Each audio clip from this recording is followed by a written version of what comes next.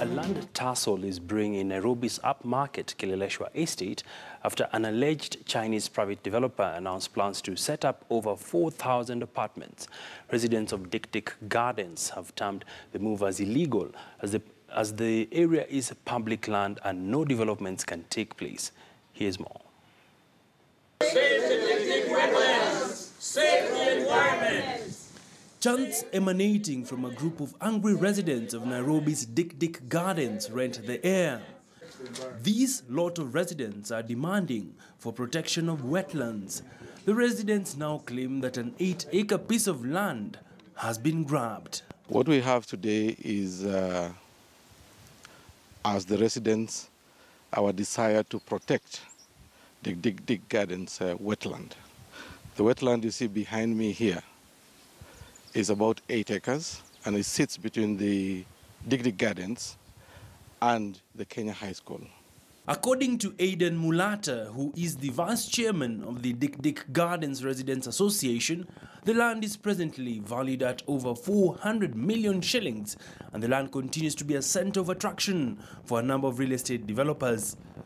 We have had a professional study done by Water Resource Management Authority, and they have identified that there are at least 3 wetlands behind us here, yes, with one of the wetlands extending into Kenya High School.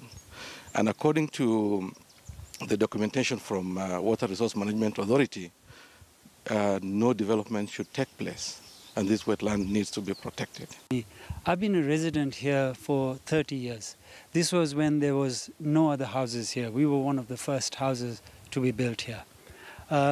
Even when we built, our plot was tapered. The reason it was tapered is because there's wetlands right behind my house. We asked for an extension at that point. Can we move our wall? And at that point, we were told that it's a wetland. Nothing can be built on this wetland, which was fair enough, and so we kept our wall the same way. And now suddenly, the plots have been sold, and people want to come and develop into the wetlands. Maps and various documents seen by KT News show that the land in question is a wetland, something residents argue ought to be conserved. What we have today is a developer who has not been able to show us any approval for the development, whether it is environmental impact assessment, whether it is approval for the building and so on. But what we have had is about apartments coming up to figures as high as 4,000, which this area cannot hold. It will lead to the destruction of the wetland, and of course there are other secondary issues like accessibility in terms of the roads that are there. So it's really a very tight environment in terms of a developer who has ignored the residents, who has ignored existing infrastructure, who has ignored the laws of the land, because you can see the access from the city hall. He has stop order from Warma, there's a stop order from NEMA, and despite that he went ahead and proceeded to clear almost 6 acres of the wetland. The land, which is adjacent to Kenya High School, is a key buffer that residents say they'll not relent in protecting it. This land was always a wetland. Yeah, nothing has changed so far. So this development will actually destroy the only little bit of wetland that's left. Yeah, we've got that in Kenya. There's so many small pockets of wetland that have all been destroyed. Yeah. There's no place, I mean, you see big trees here. That is in the wetland. So the minute any private developer actually comes to develop here, you'll see all the trees disappear. As Kenyans, we have a responsibility to protect our environment. We've seen our road reserves going. We've seen parks that are meant for public enjoyment. City Park, for example, and a lot of the parks in residential areas where children are supposed to play. The next thing you see, somebody has grabbed it and is building. We cannot sit back and watch this continue to happen. We have a responsibility to protect our environment for future generations, for ourselves. We have to really play our part. We cannot sit back and watch even our wetlands go. So far, residents have sought intervention from the National Environmental Management Authority, NEMA, and the Water Resource Management Authority, which have issued stop orders to the alleged Chinese developer. He's a foreign developer, and we don't want to encourage somebody coming from outside and coming and destroying our flora and fauna. But we want to assure Kenyans that we are committed on their behalf. All these wetlands and trees actually belongs to the people of Kenya.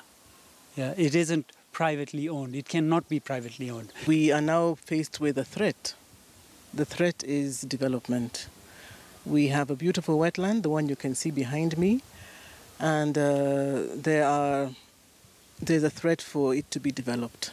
If the residents fail in their bid to secure a court order as it stands, the developer will be at will to construct 4,000 apartments in the prime neighborhood.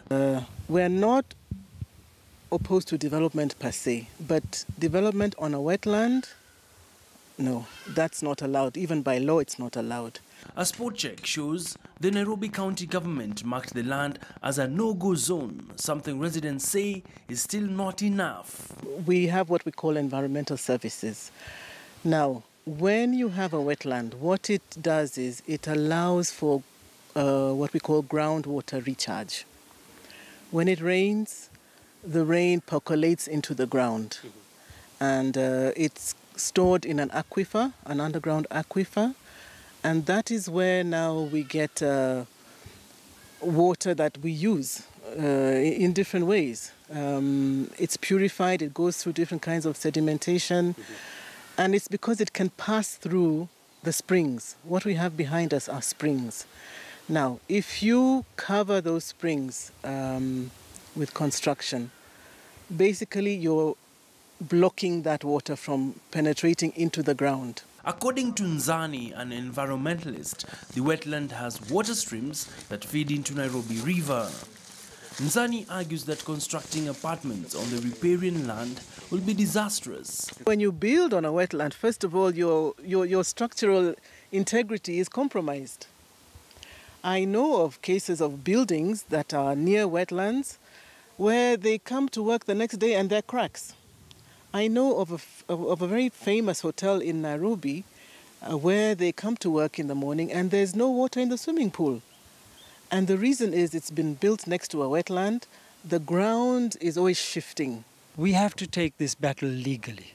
We have to use all legal means to first maybe find out how a wetland was, how the land was allocated in the first place. And then use all legal means to try to protect our environment. We are confident that we will succeed. We want to urge all stakeholders who are mindful of future generations and protecting the flora and fauna of this country to join our hands with us and ensure that we succeed in this endeavor. We cannot afford to fail. We have seen successes elsewhere, and we want to be part of that success. For now, the residents are pushing for gazettement of the land to be a wetland, which will save it from being grabbed. And as the battle for control continues to ensue, the Dick Dick Gardens Residents Association have vowed to remain put as they marshal up a legal team to take the fight to the courtrooms. Abi Egina, KTN Business. Well, we'll continue to follow developments on that story. Well, let's turn attention to the Wings to Fly, where today the Cabinet Secretary in charge of Education, Fred Matiang'i, did officially launch the Wings to Fly for 2018, where hundreds of thousands of students will be getting scholarship courtesy of Equity Bank. 107 A-. So in total, we shall have 471 kids on an internship program. We hope the government can give us tax rebates for the 450,000 shillings each of them we have got. And then in the process, we have started working on them to boot a program to see how many would be admitted to international universities.